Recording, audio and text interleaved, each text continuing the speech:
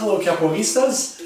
Today we are going to talk about flexibility at the hips to make those kicks nice and high, nice and strong. So we're going to look at the muscles around that area and how we can make them work so that we can improve our range of motion for our legs. There's two muscles that we're going to talk about. We're going to talk about our hip flexors, mainly our psoas. We're going to talk about our hamstrings. Now, I want to introduce the concept of passive mobility work and active mobility work as well. And we'll see how those concepts will work. So let's look at those muscles. If we look here at the anatomy of our hip in the side plane here, we have our pelvic bone that's right here. Underneath we'll have our hamstrings that start just under our glutes and that attach right under our knee. A lot of times, a lot of focus is on the hamstrings. People say my hamstrings are tight, I can't lift those legs. We'll see exactly how that plays. Now, the other thing that tends to be forgotten is our hip flexors here. They attach to our spine, particularly the four lumbars. They originate from our spine and go insert themselves right at the beginning of our femur or our leg bone. So this is our backside here. We'll have our hamstrings that will originate here and go all the way right under the crease of our knees. And here at the four lumbar is where our psoas or our hip flexor starts and goes all the way down right here at the beginning of the bone of our leg or our femur. So it has the mechanical movement of lifting our leg.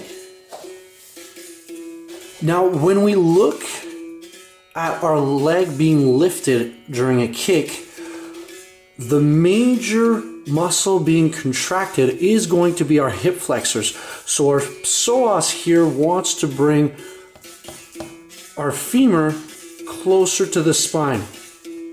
What can sometimes be felt here is perhaps a lack of flexibility at the hamstring, but it could also be related to a lack of strength, especially in the short range. When we say short range, meaning the closer I can bring these two bones together, the shorter my muscle is. And if I don't have that strength to do that, then I'm missing strength in my short range.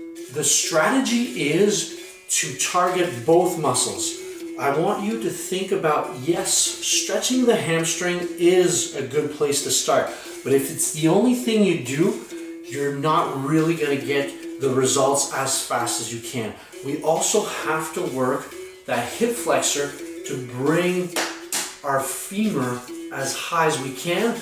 But the trick is we don't want the spine to get involved. We want to make this neutral. As soon as our hip flexor pulls on our spine and our leg together, we're going to lose a lot of stability and a lot of athletic carryover in terms of power. So be smart about how you train. Let's look at common examples of stretching our hamstrings.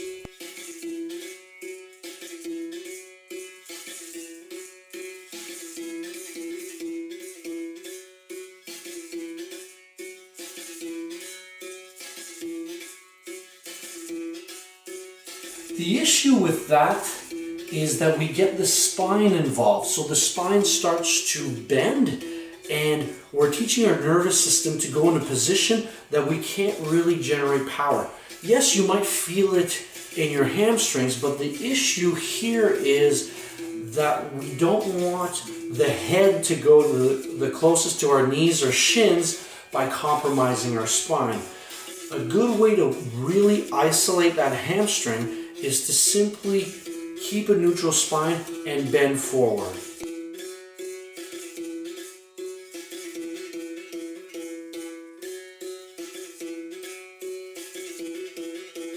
As you're doing this, it might not seem like you're getting that result because you're not going so far, but by isolating that particular muscle, it's going to be a lot easier, and you're not teaching the nervous system to go into a bad position. So this stretch is an example of a passive stretch. So what I mean by passive is that everything is just relaxed and we go into a position. We might push ourselves a little bit, but we're going into that position without any external movement or push or anything like that.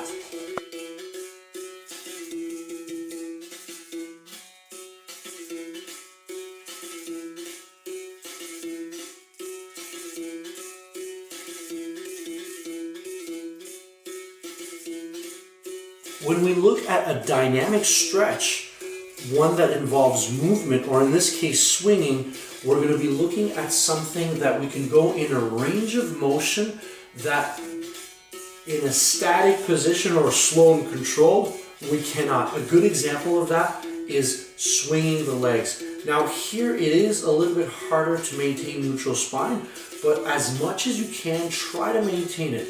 Your kicks in Capoeira, you might not get that neutral spine, but when working to develop that flexibility, it's good to target the core and to stabilize. So let's look at just our leg swing.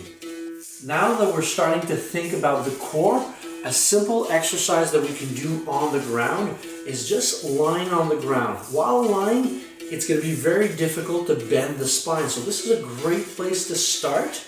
And we can do simple exercises where we're just lifting our leg from the ground. By lifting our leg from the ground, we try to brace here. Bracing here will stabilize our spine and will engage our psoas muscle or hip flexors in such a way that it's not going to pull the spine into extension. The spine is going to stabilize and the psoas is going to do its job without being compromised.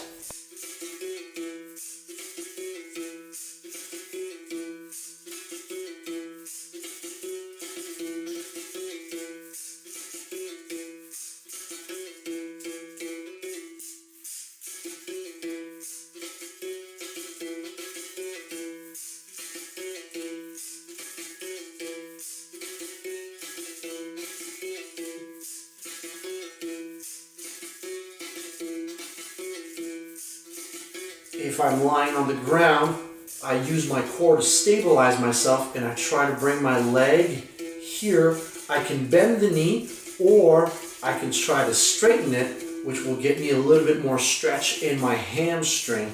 And here what we're doing is we're not just stretching the hamstring, we're stabilizing the spine and we're working that hip flexor in a short range.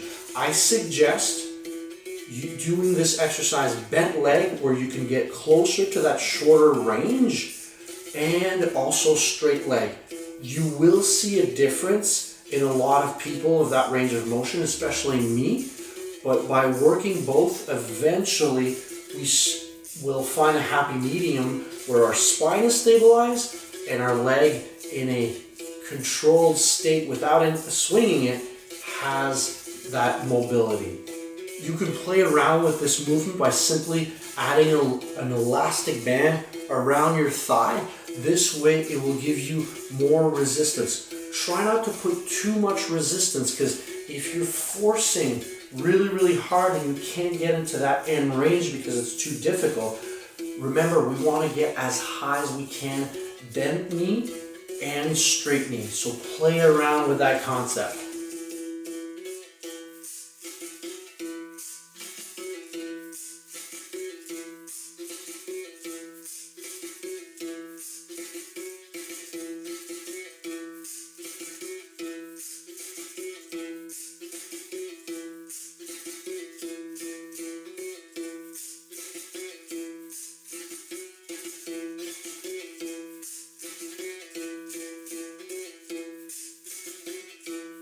As we saw here, guys, we got our hamstrings that we want to stretch, either passive or active. The best way to get the results is to do both techniques. Play around with both, not just one.